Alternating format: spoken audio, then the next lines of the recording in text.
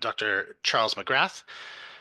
Charles is currently a postdoc in the cardiovascular magnetic resonance group at ETH Zurich, and his work focuses on lower field strength flow imaging and simulation, and he remains very interested in open source science and software development, in particular open source pulse sequence development.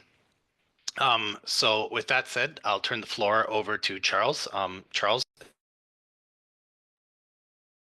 Great. Thank you for the introduction. I'd also like to quickly thank the organizers for setting up this workshop. It looks like some very exciting sessions over the next couple days. So yeah, as mentioned, I focus mostly on low field and simulation, and this talk is going to be on the simulation side. So I'll be giving an overview of the CMRsim project, which we've been working on for the last couple of years. And yeah, so I'll get right into it. So a quick outline of this overview. So first, I'll give a kind of brief introduction into MR simulation in general, and then move into the motivation behind CMRsim. So what was missing, what's needed in the field, and the goals of the project in the end. Then an overview of the package itself. So some examples, some future work, some things that we would change, and finally to kind of hopefully tie it well into this whole theme. It's open source and open science lessons that we learned along the way developing the project. So to start, the question is why MR simulation is necessary at all. And there's quite a few reasons. The kind of most common one would be to inform the development and optimization of sequences and reconstruction. So this is a pretty common thing. Since simulation can give insight into complex MR phenomena, which are not so easily determined analytically. And kind of more modern, you can also tie simulation in with biophysical models and get even more insights, which would be even more difficult to determine analytically. A kind of more modern day use would be to generate synthetic data for machine learning, for expansion and augmentation of data sets for training. And this is a pretty common thing, and obviously a very good thing, as there's always a need for more training data. Additionally, simulation can offer paired ground truth data, which is beneficial, as it's something which is not so readily available in real imaging. And finally, looking kind of more towards the future, MR simulation can be a component of digital twinning, which is the idea that a digital or in silico model of a patient-specific anatomy can be produced, and this can inform treatment through metrics which may not be directly available in MR imaging. And simulation here can kind of close this loop and allow you to verify your modeling. So in terms of simulation in cardiovascular MR, it's a little bit unique. Mainly because the cardiovascular system is inherently moving all the time, and that motion is complex. So that's either contractile motion of the heart itself, so myocardial strain or fiber rotation, or the flow, so feature-rich pulsatile flows, which may have structures such as vortices. And in the case of pathologies like stenosis, can have turbulence, which produces a very, very rich but very complex motion scheme. Additionally, cardiovascular MR often relies on fast steady-state imaging sequences, such as BSSFP. And these can be quite difficult to determine analytically, especially in the presence of transients from changing flow or motion. And finally, cardiovascular MR can gain quite a bit from optimization of things like sampling patterns, as there's always room to go faster, to reduce breath hold times, and to increase accuracy of flow quantification, which can also be evaluated with simulation. So in terms of the simulation landscape in MR, there's been quite a few packages over the years. I would say a couple that I would point out now would be the GEMRIS package and the more recent COMA simulation, which are both very feature complete and open source MR simulators. Also shown here is a couple sequence development packages, and I don't really think I have to draw any attention to PulseX since I think it's already widely known and a couple of speakers have already mentioned it. So that kind of does bring up the question of whether these existing tools can work for the simulation of cardiovascular MR. And maybe many of them do support motion, but mostly through rigid body motion. Some don't support motion. As an aside, EPG-based simulations cannot really yet handle this arbitrary motion that's present in cardiovascular MR. So these kind of simulations are maybe not yet applicable. Again, as I mentioned, COMA and GEMRIS, these both can handle arbitrary motion of spins as they use direct block simulation. However, the trajectories must be defined prior to simulation. And we can do a little kind of thought experiment here to see if this is feasible for cardiovascular MR. So often these block simulations require hundreds to thousands of spins per voxel. Maybe that's to model turbulence. Maybe it's for modeling T2 star through distributions. So commonly you get more than 1 million particles or spins total in a simulation. And with a 20-second scan and a 10 microsecond time step, this is around 2 million time steps. And with 1 million spins and 12 bytes for each position, this ends up being in order of tens of terabytes of data that has to be preloaded. And if you're using a GPU, obviously there's a problem here. And even with some really good data compression, maybe you could get it down to 24 gigabytes, like a factor of 1,000 smaller. But even then, that's really reaching the limit of modern GPU RAM. I guess going forward in the future, it's going to be larger, but currently that's kind of close to the limit. So as it stands, there's a lack of simulation packages dedicated for the needs of CMR. So that's kind of where CMRsim comes in. So the goals of the project, kind of first and foremost, were to fundamentally incorporate this complex and arbitrary motion into the simulation, aiming at time-resolved flows and large numbers of particles. We also wanted minimal assumptions on sequence timing and structure. So direct block simulation works very well for this. This also increases the flexibility of the simulation. And finally, kind of in relation to this whole workshop, we had a strong focus on complete documentation, ease of use, examples, and open source availability. So the language of choice was then obviously Python. As we've already heard from a few speakers, Python is quite a good language for open source development. And we also use Jupyter Lab or Jupyter Notebooks for our examples, as they're pretty widely used and quite nice to distribute. Finally, as it is a large scale particle simulation, we have to use the GPU to accelerate it and make it kind of feasible in normal simulation times. And for this, we use TensorFlow too.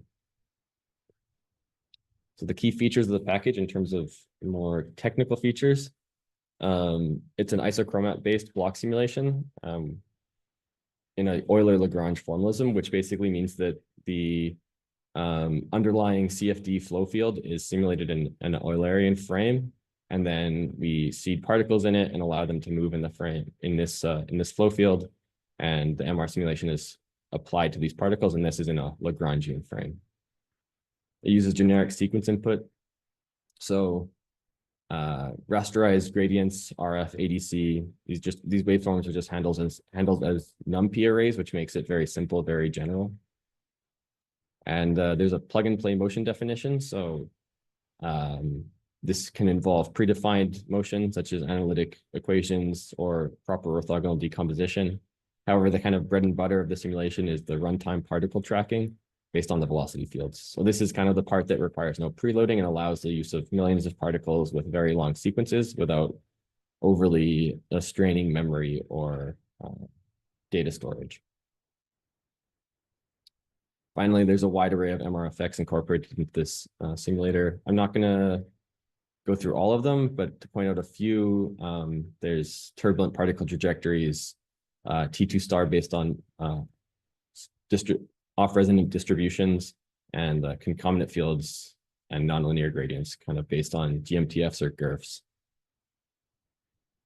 The structure of the simulation itself is relatively straightforward. The kind of first major part is the block simulation and analytic simulation. These are the two core simulation components, and I'll only focus on the block simulation part for this presentation.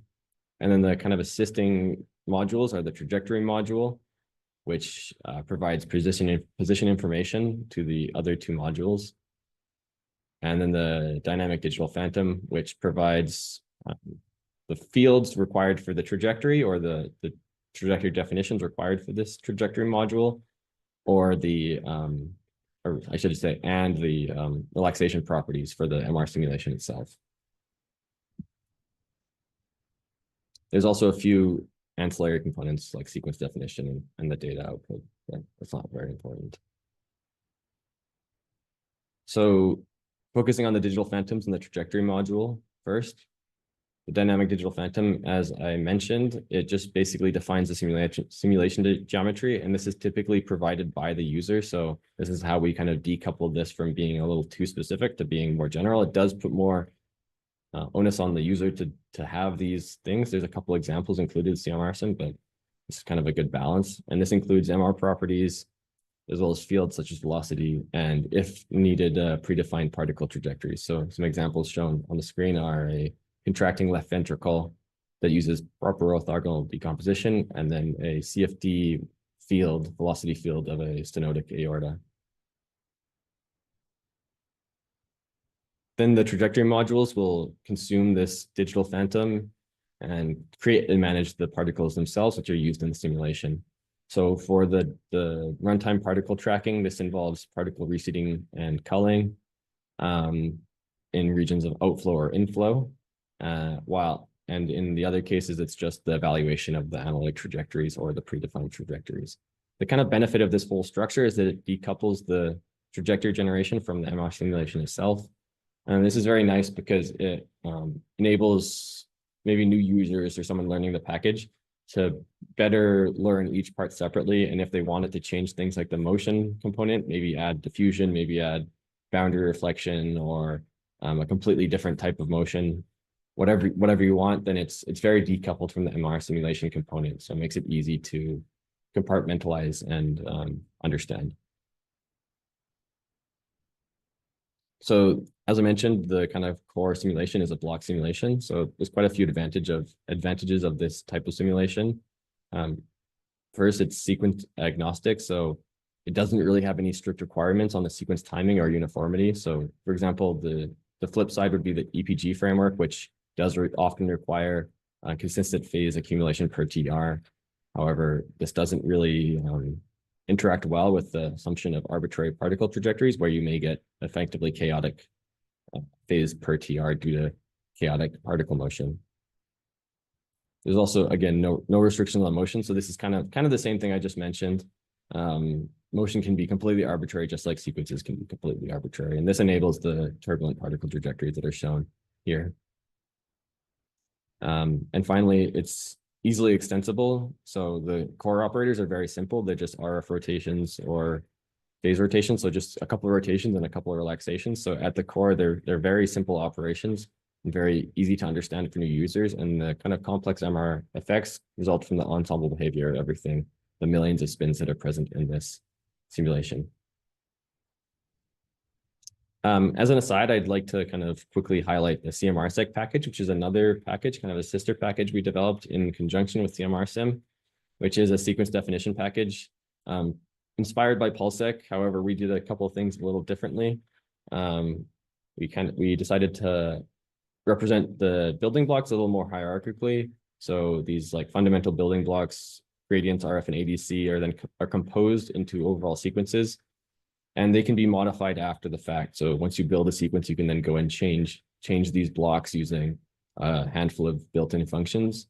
Additionally, it enforces physical unit consistency, which it's a package called Pint, which is really, really nice because you don't really have to think about whether you're in millitesla or Tesla, milliseconds or seconds. It'll always do these conversions. And if you provide the wrong units, it'll throw an error, which takes quite a load off the mind. This also includes a library of parameterized composite definitions and examples, which is basically just things like bipolar gradients, Cartesian readouts. These are all composite definitions of smaller building blocks. And these are a lot of examples are included. Finally, it can export to PulseSec which allows it to be now run on basically any scanner through the PulseSec interpreters. So onto the examples for CMRsim itself. The first being turbulent flow imaging. I'll be really brief with these examples. This one on the left, we can see a stenotic U-bend phantom. So this is from a CFD result. There's this orange box, which represents the inflow region where particles are dynamically reseated. And the sequence itself is just a Cartesian, spoiled Cartesian gradient echo with a bipolar encoding. This shows kind of the resulting particle motion. You can kind of maybe hopefully see some particles moving down this jet, and this area gets smaller. This is an example of a few particle tracks that are chaotic due to a stochastic turbulent term. And after simulation in CMRsec, we get some images which luckily can contain some behaviors you would expect from MR imaging. So along the edges of the jet, there's intravoxel dephasing. So a signal loss due to intravoxel dephasing, there's inflow contrast, and then in the phase image, there's phase wrapping in the jet due to too high velocity, as well as phase shifts due to velocity itself. The second example is a contractile motion in a left ventricle. So the mesh is shown here on the left. Again, the sequence is relatively simple. It's just a normal BSSFP sequence, Cartesian BSSFP. I already showed this image. This is the motion of the mesh points in this contracting left ventricle. These are modeled by proper orthogonal decomposition, so a reduced order model, and then evaluated at runtime. And the resulting motion, kind of rather simple images, but shows what we are looking for, which is that contractile motion produces blurring artifacts in regions of high motion. And if breathing is added, it amplifies the blurring artifact. So pretty straightforward, but good to see that it works, and it's working for these kind of nonlinear motion cases. So in terms of future plans, there's quite a few things that we can do.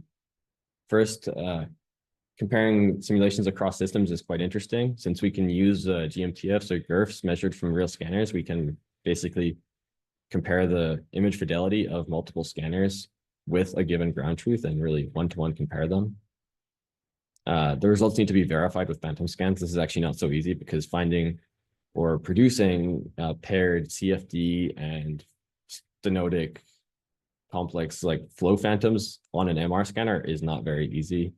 So that's one thing we need to do. Improved flow modeling would enable better particle tracking, which maybe can remedy some of these particle clumping issues at boundaries or in regions of recirculation or low turbulence where particles tend to accumulate. As well, deformable flow boundaries are an interesting phenomenon that can be added. And finally, performance improvements, so just to make it faster, is always important. I think that's kind of a general for everything. In terms of what we would change, or what I would change looking back, one of the big ones would be to use PyTorch instead of TensorFlow. So these are both effectively equivalent for incorporating GPU acceleration into some Python packages, but I think PyTorch is a little more human readable, a little more Pythonic, so a little bit easier to understand for new users. So that would be a thing we would change. This has already been mentioned by quite a few speakers. So Google Colab, we did all our examples in Jupyter notebooks, but don't use Colab. And Colab, yeah, really definitely reduces the barrier to entry for new users. Since they don't need to install anything on their own hardware, there's no user hardware limitations. You can just get stuff running, and it allows new users to learn the software without having to go through the hoops of installing it themselves. Finally, better integration with recon tools would be nice. Since right now we don't have any integration with recon, we kind of just spit out raw case-based data. And there's a lot of very nice recon tools out there like Gadgetron or BART, and also formats like ISMRMD, which would be nice to incorporate. So to summarize what CMRsim offers, it's a large-scale block simulator with a wide array of MR phenomena, minimal assumptions in core functionality, and minimal restrictions on sequences. It has flexible motion implementation, non-rigid motion for millions of particles, It's very easily extensible, and it's decoupled from the MR simulation logic. And finally, and maybe most importantly, it's open source and it has a community-focused development with extensive documentation and examples. I would also like to highlight the COMA MRI package, since I think it's another very good example of open source MR simulation, a very good package in this respect. It's a block simulator similar to CMRsim, but written in Julia, and it uses Julia to enable parallelization on CPU or GPU, also with a variable time step, and supporting multiple GPU vendors. So basically all the GPUs that are out there that you would want to actually use. It has a very nice GUI, and it's also very extensible. And then again, importantly, it's open source and it has a very active development and community. They already support the ISMRM RD format, also support PulseSec, and have integrations with MRIReco.jl for reconstruction. So I think if you're looking for a different MR simulator, one that's maybe more aimed towards static image simulation or less tailored to CMR, I think this is a very good option. And they also are quite a fast simulator, and I think really also very good for teaching as well. So I would recommend you check that one out as well. So onto the kind of last component of this talk, which is the more than MR physics component. I'll preface this by saying I'm not an expert in this area. These are kind of all just my thoughts based on what I've learned throughout the development of CMRsim.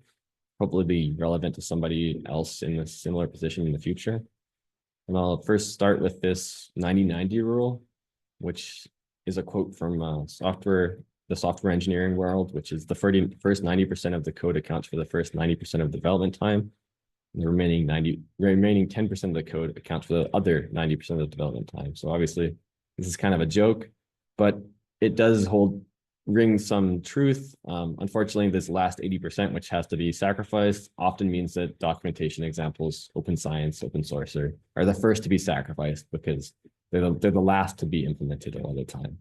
And this is kind of a shame. So in terms of my thoughts of two areas that can be improved, or maybe areas of advice for this. The first is related to computational resources.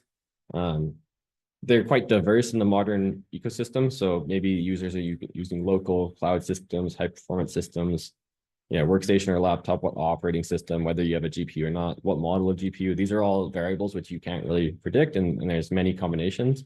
So how do we maximize the usability to all users? The second issue would be that getting started with new tools can be difficult. I mean, I know from personal experience, I've tried or used quite a few MR tools, and although in the end, they always end up working, it can be quite frustrating or quite difficult to get them started.